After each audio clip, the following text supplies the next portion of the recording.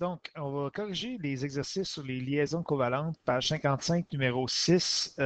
Première question, on vous disait dans une liaison de H2O, une liaison d'eau, il y a deux liaisons covalentes. Donc, vous avez un doublet d'électrons qui est ici, vous en avez un autre qui est là. Donc, l'hydrogène, lui, a l'impression d'avoir deux électrons. En fait, l'hydrogène, il y a normalement, évidemment, juste un électron de valence, mais il voudrait ressembler à l'hélium. Puis l'hélium, lui, il y en a deux. D'accord? Puis ils sont les deux placés ensemble parce que ils sont placés ensemble, c'est un doublet d'électrons parce que c'est un cas particulier. C'est un gaz inerte. Donc, l'hydrogène, lui, il veut en avoir un autre. Donc, sa façon d'en avoir un autre, c'est d'aller en partager un avec l'oxygène. Donc, l'hydrogène, lui, il a l'impression qu'il y a deux électrons, il en partage un avec l'oxygène, puis l'oxygène a l'impression qu'il y en a 8. 1, 2, 3, 4, 5, 6, 6 électrons de valence, 7, 8. Donc, lui, il est content. Donc, ici, on a une liaison covalente parce qu'on a une liaison entre deux métaux. Il y a, encerclé en rouge, ce sont des doublets électroniques. Dans cette molécule, combien d'électrons chaque atome d'hydrogène a-t-il? Bien, en réalité, chaque atome d'hydrogène a deux électrons.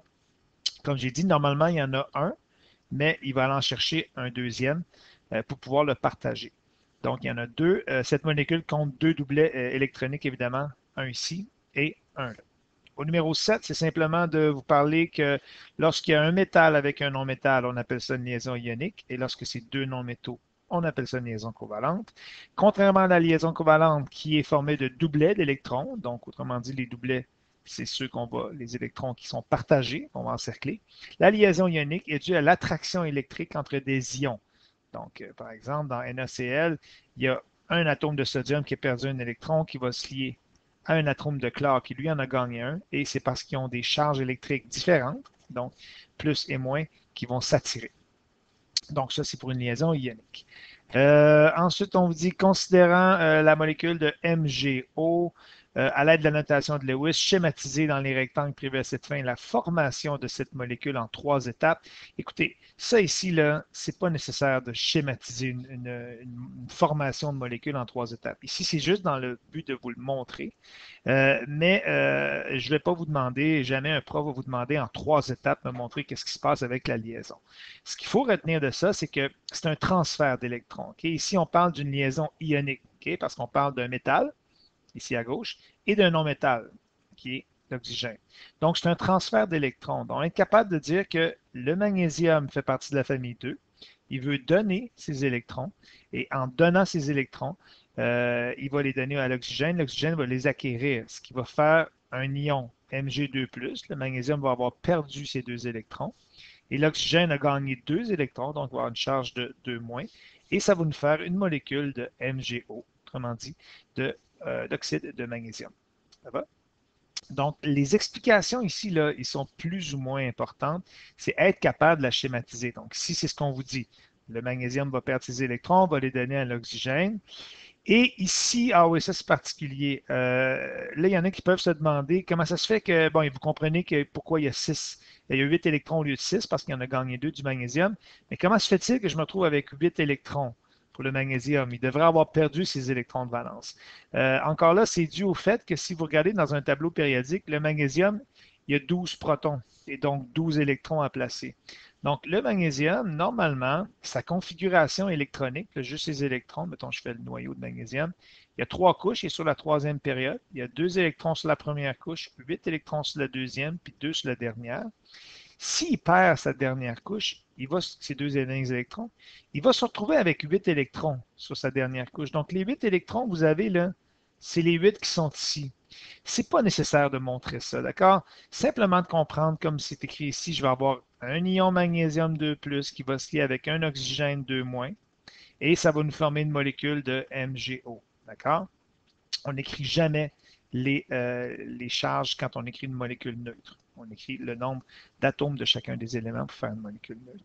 Donc, ici, vous pourrez le lire, mais l'important, comme je le disais, c'est vraiment d'être capable de comprendre ceci et de savoir pourquoi on a un ion Mg2+ et un oxygène 2-. Au numéro 9, on vous présente des métaux. Donc, on vous présente le tableau périodique. Vous avez ici la famille 1, 2 et 3. Et ces trois familles-là font partie des métaux. Et quand on arrive au carbone, qui lui est considéré un non-métal, le silicium est un métalloïdes, mais bon, on va généraliser. Ici, vous avez ce qu'on appelle les non-métaux. D'accord? Donc, les métaux à gauche du tableau périodique, donc ici en rouge, et les non-métaux. Puisque vous avez ici ce que je vous fais en vert, ce sont les gaz inertes. Les autres, les gaz inertes, là, ils ne gagnent pas, ils ne perdent pas d'électrons, ils ne veulent pas faire de lien chimique. D'accord? Par contre, si on a une liaison entre un métal et un non-métal, donc entre un métal et un non-métal, on va appeler ça une liaison ionique. Ionique. Donc, la liaison ionique, ici, on vous dit au numéro A, donner des exemples d'éléments qui forment des liaisons ioniques. Bien, tout ce que tu as besoin de faire, c'est que tu prends n'importe quel métal qui pourrait se lier dans des proportions adéquates là, avec n'importe quel non-métal.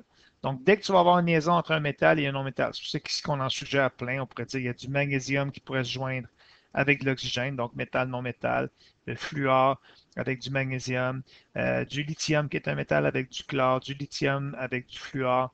Donc, liaison métal-non-métal donne une liaison ionique. Alors que si je prends la zone que je vous fais en bleu ici, la zone où est-ce que j'ai des non-métaux, bien, cette zone-là où est-ce que j'ai des non-métaux, si je fais par exemple 2 atomes d'oxygène, ça va être une liaison covalente. Un atome de carbone avec 4 atomes de fluor, ce serait une liaison covalente. Donc, tout ce que j'ai ici, des liaisons qui sont faites seulement entre non-métaux, ça s'appelle une liaison covalente. C'est pour ça qu'au numéro B, on vous dit de donner 2 exemples d'éléments qui forment des liaisons covalentes. Donc, on va vous donner des exemples d'éléments qui sont des non-métaux ensemble. Du carbone avec du chlore, de l'oxygène avec du chlore, 2 atomes d'oxygène. Donc, dès qu'on a ici non-métal, non-métal, c'est considéré covalent. Y a-t-il des éléments qui ne forment pas des liaisons entre eux? Oui, les gaz inertes ne forment pas de liaison entre eux. Ils ne veulent pas réagir, comme je l'ai dit. On cherche à former un composé binaire avec les éléments magnésium et azote. Ce que ça veut dire un composé binaire, c'est simplement une molécule. D'accord? Magnésium et azote. Bon, ici, ce qui est particulier, c'est qu'on vous donne une méthode, c'est-à-dire que trouver le plus petit commun multiple, combien de liaisons peuvent-elles faire, etc., etc. Ce qui est important, bon, évidemment, magnésium et azote, ils ont chacun un symbole chimique. Le nombre de liaisons là, qui peuvent se faire, on n'a pas abordé de même, nous, ensemble. Okay? Ce nombre correspond au numéro de la colonne, puis quand j'arrive dans la famille 5, 6, 7, c'est 8 moins le numéro de la colonne qui va me donner le nombre de liaisons qu'il peut faire.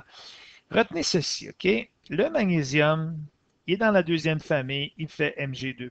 L'azote est dans la famille numéro 5, il fait 3-. Donc, tout ce qu'il faut retenir, c'est que si j'ai du magnésium 2+, avec de l'azote 3-, c'est que je dois m'arranger pour multiplier mon nombre de chaque ion par un chiffre, de telle sorte que je vais obtenir à la fin une molécule qui est neutre, dont les charges est égale à 0. Ici, si j'ai 2+, puis j'ai 3-, ben, je vais multiplier la molécule de magnésium par 3 pour obtenir 6+, puis je vais multiplier la molécule d'azote, pour la molécule, pardon, les ions d'azote par 2 pour obtenir 6-. Donc, le fait que j'ai besoin de 3 magnésium, ce que ça va faire, ça, c'est que ça va me donner une molécule que je vais appeler Mg3. OK? Donc, le 3, là, il vient d'ici. D'accord? Et si j'ai besoin de 2 azotes avec ça, bien, 2 azotes, ça va être N2. Et le 2, il vient de où? Bien, le 2 il vient du fait que des azotes, j'en ai besoin de 2. Donc, la molécule ici, pour la bâtir, c'est simplement une question de logique. Eux, ce qu'ils vous disent, c'est correct aussi. Bon, ici, les explications sont plus ou moins importantes. Ce nombre correspond au numéro de la colonne. On doit faire 8 moins le numéro de la colonne. Ce qui est important, c'est vraiment d'être capable de faire la molécule qui est placée ici, telle que je vous l'ai montrée. Donc ici, vous parle du magnésium, peut faire 2 liaisons. L'azote peut en faire 3. Le plus petit commun multiple entre les deux, ben, c'est 6. Pour obtenir 6, je dois multiplier le magnésium par 2. L'azote par 3, pardon, l'azote par 2 pour obtenir finalement la molécule de Mg3N2. Mais moi, évidemment, je vous dis, si vous êtes capable de comprendre ce que je viens de vous expliquer ici, vous êtes correct pour faire une molécule. On ne va pas vous demander de décortiquer une liaison en 7 étapes, je vous le promets. Donc, y aura-t-il formation, la question numéro D, d'ions lorsque ce composé sera formé? Oui, il va y avoir des ions. Quand ils vont s'échanger des électrons, là, il va y avoir des ions Mg2+, et N3-. Entouré parmi les molécules suivantes, celles qui ont des liaisons covalentes. Donc, covalente, il faut trouver une liaison entre un non-métal et un autre non-métal. Ici, j'ai un métal lithium, j'oublie ça. Ici, j'ai un métal, le sodium à gauche du tableau, donc j'oublie ça. Ici, carbone n'est pas considéré un métal et le chlore non plus, donc j'ai une liaison covalente. Même chose pour deux atomes d'azote liés ensemble, j'ai une liaison covalente. Donc, non-métal, non-métal. Au numéro 12, même principe ici, on vous parle du sodium qui est un métal avec l'oxygène qui est un non-métal. Là, ici, je vais avoir une liaison que je vais appeler une liaison ionique. Et là, on vous demande encore une fois de décortiquer cette liaison-là. C'est plus ou moins pertinent d'avoir cette étape, d'accord? Tout simplement comprendre que dans la première famille, le sodium est plus, l'oxygène est 2 moins. Alors, si j'ai Na qui est plus et l'oxygène qui est 2 moins, je dois m'arranger pour avoir une molécule qui est neutre. Donc, celui-ci, j'en ai 2 moins, mais celui-là, je vais devoir le multiplier par 2. Donc, c'est pour ça qu'à la fin, je me retrouve avec deux atomes, deux ions, si vous voulez, de sodium pour un seul atome d'oxygène. Parce que ce que je veux ici, je veux que 2 fois le plus me donne 2 plus, ici le 2 moins. J'en ai seulement besoin d'un, donc je laisse ça comme ça. Donc ça va être un seul oxygène pour 2 sodium, qui va me donner du Na2O. Les étapes 1 à 7 sont plus ou moins importantes. Mais il faut comprendre par contre. De quel type de liaison s'agit-il? Évidemment, c'est une liaison ionique. Pourquoi? Parce que c'est une liaison entre un métal et un non-métal. Au numéro 13, l'atome d'hydrogène possède un seul électron, comme le montre l'illustration suivante. Représentez schématiquement la molécule de dihydrogène utilisant l'illustration de l'atome d'hydrogène ci-dessous. Donc, évidemment, eux, ils ont dessiné ça comme ça. Toi, tu pourrais simplement avoir dessiné ton hydrogène avec son petit électron tout seul, comme la représentation de Lewis. Donc, j'accepterais évidemment que quelqu'un ait fait, puis je préférais que quelqu'un ait fait deux atomes d'hydrogène comme ça, avec un doublet d'électrons qui est comme ça. Donc, ça, ce serait la démarche pour trouver une liaison covalente. Donc, on représente la liaison covalente par un trait. Le doublet d'électrons doit être représenté par un trait. Donc, la réponse, c'est celle-ci. Par quelle sorte de liaison cette molécule est-elle formée? Une liaison covalente, donc l'hydrogène est un non-métal. Ça, c'était le numéro 13. Oui, voilà. Donc, liaison covalente. Et ici, la molécule de O2, même principe. Il s'agit d'une liaison covalente. C'est deux atomes non-métaux, deux liaisons, une liaison de deux non-métaux, oxygène et oxygène. Et ici, il faut simplement être capable de... Donc, ici, là, vraiment, là, on utilise nos atomes qui sont nos atomes, c'est-à-dire nos électrons.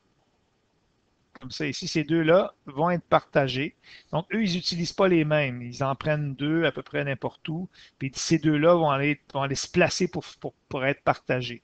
On pourrait le voir comme ça donnerait le même résultat à la fin. Donc, ici, là, ces deux liaisons-là qu'on appelle des liaisons covalentes, celle-ci et celle-là, ce sont les partages d'électrons des deux électrons célibataires comme on a vu ensemble. Il y en a un ici qui va être partagé avec lui et il y en a un autre qui va être partagé là. Donc, les deux traits jaunes, en fait, que je fais, ce sont les deux traits qui sont ici. Donc, eux le réorganisent un petit peu. C'est simplement pour montrer qu'il y a un partage d'électrons et ces deux non-métaux, ce sont les électrons célibataires qui nous disent le nombre de liaisons covalentes que un atome peut faire. Donc ici, l'oxygène a deux électrons célibataires, peut faire deux liaisons covalentes. Ça fonctionne bien. Lui a deux électrons célibataires, il peut en faire deux aussi. Donc, puisqu'ils peuvent en faire le même nombre, ben, les deux vont se lier ensemble pour partager chacun un doublet d'électrons. Donc, ce qui nous donnerait la molécule qui est ici. Voilà.